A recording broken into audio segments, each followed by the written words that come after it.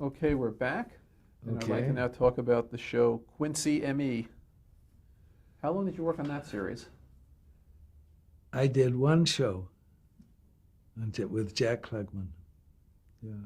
He's now my neighbor. We have a condo down in Malibu, just wonderful, right on the beach in Carbon Beach. And Jack it's called The Outrigger. It's been there a while. It's just wonderful. And Jack Klugman lives there, yeah. If you talk about the show, I did one show. David Mosinger, who wrote the hour show that with Ronnie Reagan, was the producer of Quincy, and he said, "Come on over and do a show, with Jack Leslie when you can." And so I called him when I had time. And look forward to it. And Jack was, he was Quincy, and Jack knew what he wanted, and he's about as strong a personality as I've ever worked with, and I've been around a long time because that was late on in my career. But fine, I had it worked out, and he put a lot of pressure on me. He said, nobody's made this show on time, and I've got to be in New York, and it's your kid. If I'm not out of here by Friday at 4 o'clock, and you better start now. How you're going to make this and get me out early? No one's been. And I said, well, we'll do the best. Again, there's no question of doing the best. He really laid it on me. I'll never forget. But we did the show, and it was. He took strength, He had certain. As I said, and a lot of times I said, Jack, if you, and I had to really say, but that it was. He was one of the strongest characters I worked with, but it was. They were very, very pleased with the dailies, and Jack, I just, I stood up to him and I said, and I had to just explain why, if I make that move over there, et cetera, et cetera. So it was one of those rare times, and he gave me the clock or this or that, but I heard how tough he was, and then I said to him, that was wonderful of you, Ray Danton, you made Ray Danton a director. I said, he and I were very close. It didn't cut in. He said, yeah, oh yeah. Ray did a lot of the shows. And he was a fine actor. He was in the pilot of Sugarfoot. He had a big part in the pilot that I directed, and a very fine actor. And he always wanted to be a director, and it was Jack Klugman who made him a director on that show. And then he went on to do some very fine things, and unfortunately, he got cancer and died a very young man after becoming a very successful director. He did some of the big, great later shows, in television. But end of the story, I did finish, and I got him out at 3 in the afternoon. And he said, well, you did it. I said, oh, you piece of cake, Jack, with someone like you. That was my last words to him. But I see him now, and he sits out on the deck by the pool, and we reminisce at the outrigger there. It's just marvelous. It's like Saint-Tropez there. It's just wonderful. Connie sometimes, she finishes doing 2 or 3 shows. She'll drive out. You can get there in 38 minutes if there's no traffic. And she'll walk the beach and hit the pool and maybe do a few minutes on a treadmill we have in the gym and home for dinner. So it's not a bad life there. Yeah. And, so now, what can you tell me about Eight Is Enough? Well, that was a real fun show. I enjoyed that. It was a happy family. Everybody was very nice. I enjoyed doing the show, doing all the actors, working with the actors. You know, they were just they were just a great, not a bad egg in the group, and a real fun show to do. Were you directing the series when Diana Hyland, who played the first mother, died unexpectedly? No, Or was it after that? that was after that. Yeah, yeah. That was a shame, Diana Hyland. Yeah, lovely person, lovely actress. Was it Dorothy? Who took Dorothy? Forgotten her name. Who came in? Yeah, I think I got it on there on my list. You know, it was a very cast. So she did the lead in the cat musical Cats. Was it Buckley? Can't recall her name. Betty Buckley. Betty Buckley. Yeah. Remember the lead lady in Cats? Mm-hmm. The musical show? It's marvelous. Very, very fine performer. Actress. Yeah. Big time she was. And no anecdotes about that, except that it was real fun to do. It's a show that you enjoyed. And the cast. What about Chips? You worked on Chips as well. Oh yeah, Chips, Eric Estrada, and it was a great show. Two great producers, and the whole team, and I really enjoyed it. And you know, again, we had 3 crashes a week. You know, the stuntmen were outstanding. It was a very physical picture to do. And I did one karate episode of a karate principal was the principal in the picture, and then I did another one that was so good that they did a sequel to it, which was you know, very nice. They had such a response to one particular show that I did, which is very unusual, that they brought the actor back and did a second one. And I like it. It was action. And man, you had to move. You know, there were chases and wrecks, and the stuntmen were absolutely superb. And they're tough physical shows, making those on time. And Cy Shermack, the producer, was the producer with whom I'd worked earlier. And so he called me, and so I did a number of them, and I really enjoyed them. They were fun and a great crew, and a great pleasure to do. He also did a series of Raymond Burr with Raymond Burr, Cy Shermack. I think it's listed on there. What's the name of the series?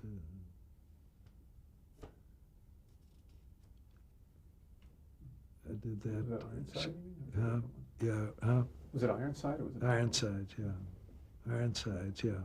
It was a real fun series, and a very important series for me. I really enjoyed working with Raymond Burr. He was just a delight, a real old pro, and he made me feel like I was an All-State, and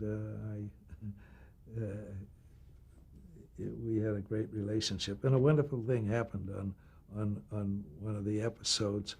Cy Shermack was the producer, and he was a golfer, and that was my thing. I was a golfer in those days, and a low handicap golfer. And Cy had 2 old bats in his office, and we'd talk, and I'd say, you know, I'm holding the bats like Bill Orr throwing the football, you know. And the biggest event in my life was my marriage. My daughter was born, and I had a big leather bag and a great set of irons and 5 woods, and golf was you know, my one day and my one pleasure to get out. In those days, it was a 6-day week, and I came in the day after she was born, and I had my bag, and I gave him. It was on that picture that I was making on Ironsides, and I said, "Be my guest, Si." And he said, "What are you talking about?" And I said, "My daughter was born." He says, "What's that got to do with golf?" He didn't have any children, and I guess I never did have. And I said, "Are you kidding? I got Sunday left." I said, "My life is just beginning," with apologies to my wife. I got a gorgeous little girl, and I'm not spending it on a golf course. And that was the last time I ever hit a golf ball, the bags and this. And I don't mean to be immodest, but I came in second at the big thing in 45 after the war was the annual golf tournament at MGM, and we had the amateur Harry Hager, amateur champ there, and the man who cut Ben-Hur, there are two brothers that cut it, was also had won the New York Open public links champ, Gene Ruggiero. He cut Ben-Hur, and he was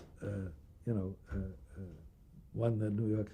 So we had some pretty big hitters, and I just had a good day, and I came in second, in that tournament. But I was 2 under par at the 18th hole, and they were both in, and I hit a ball that a golfer who, and then it was, golfing fame at MGM. That was a big thing. The whole studio. That was the big event of the year. And I hit in the 18th hole, and everybody waiting. I heard where I was, and I hit a shot that you never forget. I hit one nice little 4-wood into the wind down in the 18th hole, and it's a par 5 hole, and it's a cinch. I can get home in 2. And I took a 4-wood, and I hit, and the Lord said, "You are not going to win this tournament today." And there were 2 little traps on that hole. The first fairway was going down, nothing, and the 10th going away from the clubhouse. Nothing to get in trouble except those 2 little traps. And it buried right under the lip. Couldn't see the ball. And I said, "This is not your day." But I'm only 2, and then I tried sideways, and I cut it sideways to come out, and the very tip must have hit the ball, and it buried in further. 3 strokes gone. Then I blasted another one, and the green is there, and I'm hitting sideways trying to get out, and then it rolled back 4, and then I hit a nice shot up to the green with about 7, 8 feet and 5, and then to get it, and I didn't get the putt coming back, and I came in second. So it's a round that you never ever forget, and that's a golf story about that. Thanks to Ray Burr. He was quite a nice man, very nice man, wonderful to work for, wonderful company. He had, and interesting too. Every time he had off, he had his own island in Fiji, a little island in Fiji.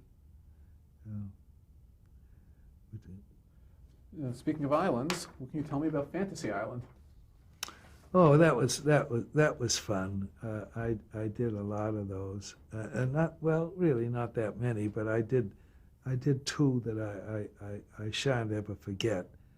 I directed Ava Gabor and Gene Barry, and I guess in the late times, and oddly enough, Gene Barry I directed, and did we talk about it in the $1 Million Man? They gave away, huh? The Millionaire? The Millionaire. No, we didn't talk about that. Yeah, well, that was very early in my career. I was just really new.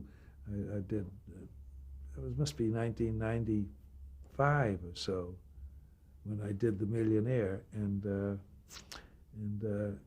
I directed Gene Barry then, and then we became very friendly and stayed friendly through the years, he and his wife Betty, and then I directed him and hadn't directed him then in his whole career, which was so big, until a fantasy island.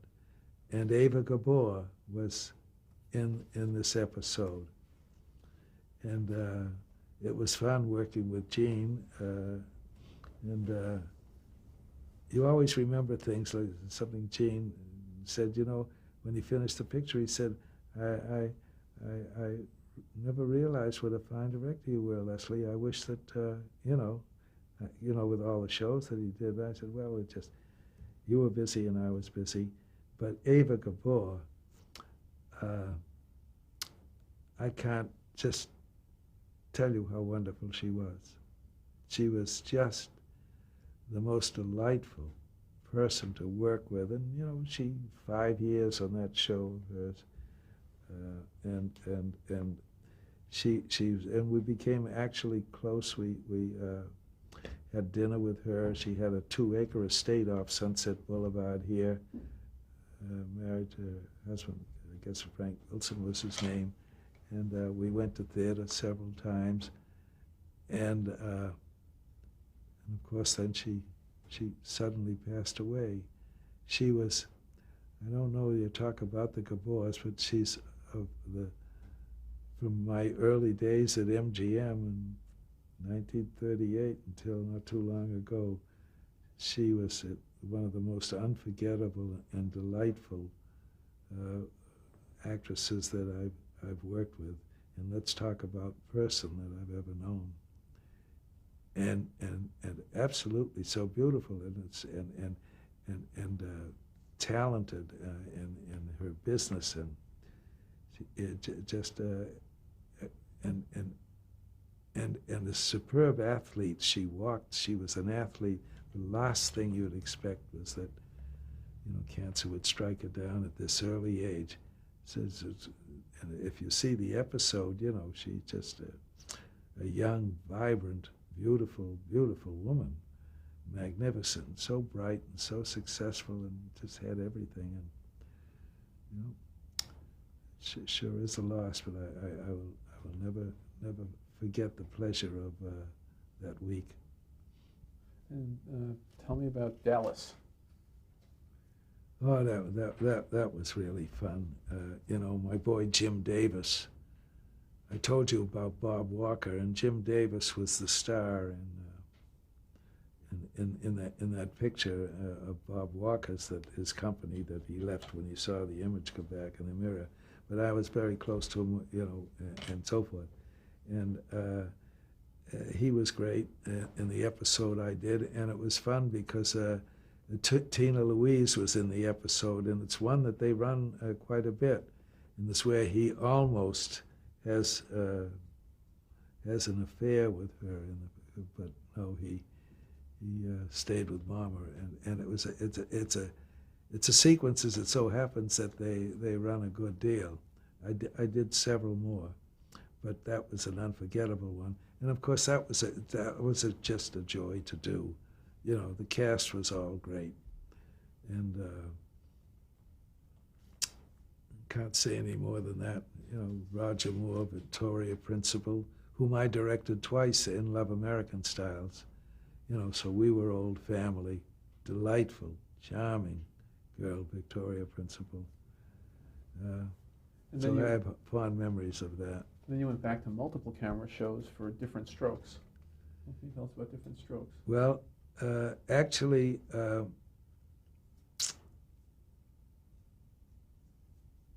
it was, I did a special, as I recall, but it wasn't multiple camera. Oh, really? No. It was a special, and they run it all the time.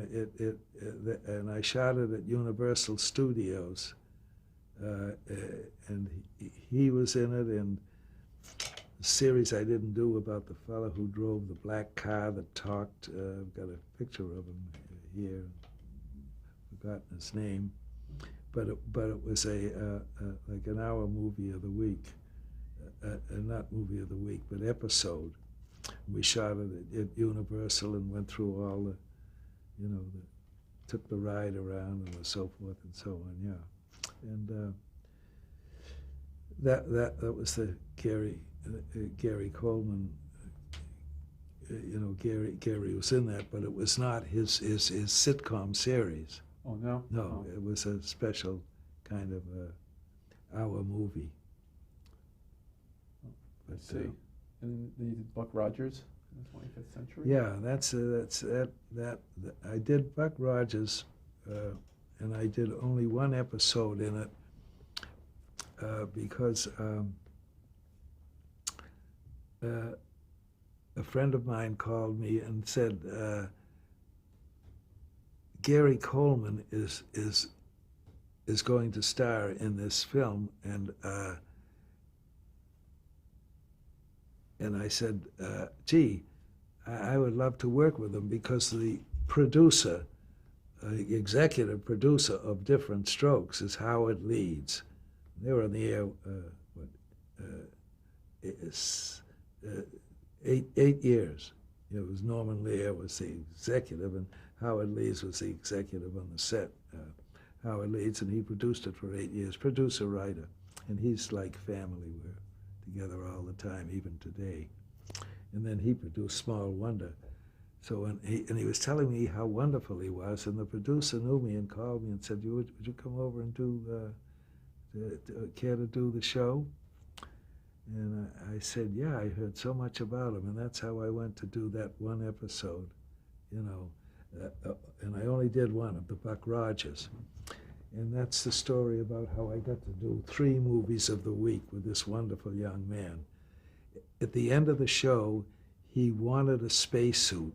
Gary was into space in his garage, and he had everything. He had a big garage, and everything was space, and that's why he did this show, went out and guested this show. And he kept saying to me, Mr. Martinson, can I have the costume I'm wearing? He had the astronaut's costume or whatever have you, space costume. And I said, Gary, if I have to go over and steal it out of the wardrobe department, I said, and I had a wonderful week with him. He was so wonderful to work with, and so responsive, and such a good kid. And at the end of the show, I came in and I gave him and I told him, Mr. Leeds, his producer, Different Strokes, said, it's everything you said you were. And he said, and I gave him the thing, and I said, now here's your spacesuit. He said, oh, I don't know how to thank you. And he said, oh, you've made me so very happy. And I said, here's the $5 I owe you. And he put his hand in. I went to the door, and as I went to the door, he said, oh, Mr. Martinson, I said, there you go again. You're calling me Mr. Martinson again. You're forbidden to do that. It's Leslie. I said, I got to keep a young image. And he said, I'm forming my own company, and we're doing a movie of the week for NBC. He said, would you be interested in directing it if my manager, Vic Perillo, can arrange it? And I said, pick up a phone. He was then, about 12 or 13 years old. And it was such a nice experience. And I got a call from Vic Perillo and said, he's done it. Are you ready to do the show? And I did 3 movies of the week with him, big movies. They're 2-hour shows. That was and I can't tell you what a wonderful experience it was. None of what you read about or hear about, He was terrific, and his mother and father, Willie and Sue, I found terrific too. How this all happened after I left and after the show, I think they went back home, back east, and I guess he just got in with the wrong advisors, because no boy could be this good in what you hear about and what you see. He was just unbelievable to work with. And what a performer. I just whisper a little something to him. And he'd look at me and give me that, you don't have to go any further. Yeah. I want to tell you, it's like I was playing a Stradivarius. He was really, and I haven't talked with him for a long, long time, but naturally I'm so terribly disappointed about what the public reads as against how I knew. And they're tough, those hours. those movies of the week. Boy, you got to go, go, go. And there he was, you know, he had a kidney, he lost one kidney, and he had a kidney transplant, and that failed, and he was on dialysis 4 times a day during these movies. The public doesn't know that. Never a whimper out of him, never. So that's the backstory, whatever happened. It's beyond me. So can you tell me something now about Harper Valley? Oh, it was pleasant, you know, Barbara Eden, you know, it couldn't go wrong. It was just fun. I only did, I think I did 1 or 2 episodes, and I just enjoyed it. She was wonderful. The cast was wonderful. And, you know, they were all pros. It was just go in and what take the candy. What about Airwolf? That was a great show, too, working with Ernie Borgnine and Jan Michael Vincent. You know, they told me how difficult he was. I lucked in. I guess he liked, you know, the set was a very noisy set. And the very first day I began to direct, and it was one of the few times I turned around to the set, and we were doing a very dramatic scene, and the crew was all talking about where they were. You know, that's the way apparently the set had been running. And I just turned around and I let them all have it. I said, you know, I've been around this town a while. I've been making a lot of films and movies. I never heard anything like this. Going into this very dramatic scene, Jan is trying to get some emotions here, and I can't even hear myself think. I'm asking you gentlemen to knock it off. You can talk about it later, and when I finish this picture, I want a quiet set. I've never said that to a crew. And that was it. I had a great week with Jan Michael, who was supposed to be quite difficult. He wasn't at all. He was wonderful. And Ernie Borgnine and I are still, when we see each other all the time, it's embracing. What can I say about Ernie? He was just wonderful. And it turned out to be a delightful week. One of the few times I had to address a crew like that. They'd been together, and they just, you couldn't hear yourself think while you were rehearsing. And I don't know how the other directors handled it, but that's how I handled it. We've already talked about Small Wonder a little bit. Is there anything else you'd like to say? Oh, no, except that you know, it was a great 4 years. It really was. You know, Howard Leeds, who did Different Strokes for 8 years, he was the producer, the creator, he wrote it. And he said, Leslie, come and do live television. I said, Howard, you've got to be kidding. There are times that I can't remember my name. I said, and you know, I hear them in the booth and everything. But he said, don't, you'll learn. I said, oh, it's just not that. He said, well, I'll put you with a good engineer, and then you'll have all your scripts numbered. Can you snap? And I said, yeah, I can snap. But anyway, I did it, and I did the show for 4 years, and it was wonderful. And I'm very close with Tiffy Brissett now, who is the star, and Tiffy, and she graduated Marymount College. She's now about 25 years old, and she's going to be a teacher, and she's going for her master's now, and little Tiffy Brissett is now about to be a teacher. Yeah, and she turned into just a lovely, lovely person. But it was a great show, just great fun. 4 years, and then it's just like I told you, you know, your family, and it's just on for me, everything, and they know you, and you know, everybody has a love affair with everybody, and the guest stars always had a good time, and it was happy, happy, happy time. We're going to change the tape now, and then we're going to sum up.